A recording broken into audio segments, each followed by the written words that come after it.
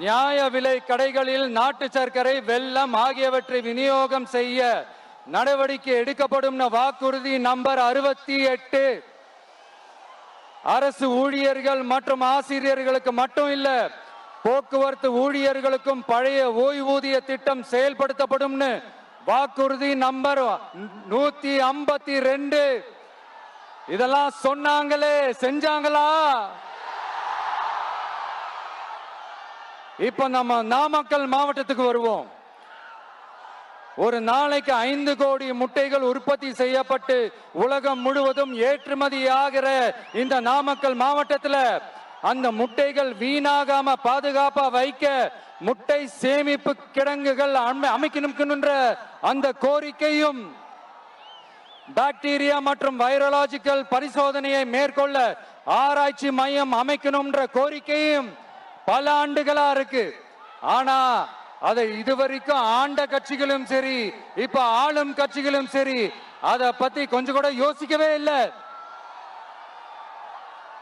அப்புறம் திமுக எம்எல்ஏவுக்கு சொந்தமான ஒரு மருத்துவ கல்லூரியில் நடைபெற்ற கிட்னி திருட்டு, அதுதான் நாடறிஞ்ச விஷயமாச்சு. அதான் நான் திருச்சியிலே பேசியிருந்தேன். ஆனா அதுல நம்ம நாமக்கலை சேர்ந்தவங்க தான் அதிகமா பாதிக்கப்பட்டிருக்கிறதா சொல்றாங்க. அதிலும் குறிப்பா விசைத்தறியில் பணிபுரியும் ஏழை பெண்களை குறிவைத்து அந்த கிட்னி திருட்டு நடந்திருக்குன்னு சொல்றாங்க.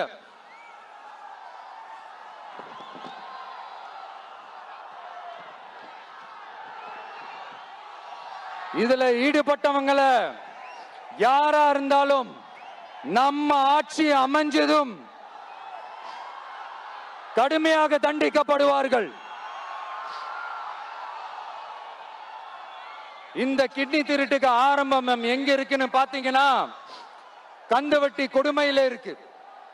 அதாவது விசைத்தறி தொழிலாளர்களோட வாழ்க்கை தரத்தையும் பொருளாதாரத்தையும் இந்த ஏமாற்று மாடல் திமுக அரசு மேம்படுத்தாத காரணத்தால அவங்க கிட்னி விற்கிற அளவுக்கு தள்ளப்பட்டிருக்கிறாங்க. இது எவ்வளவு பெரிய ஒரு கொடுமை! விசை தொழிலாளர்களோட வாழ்க்கை தரத்தையும் பொருளாதாரத்தையும் மேம்படுத்த தேவையான தீர்வுகளை யோசிச்சு உறுதியா எங்க தேர்தல் அறிக்கையில சொல்வோம். சாரி,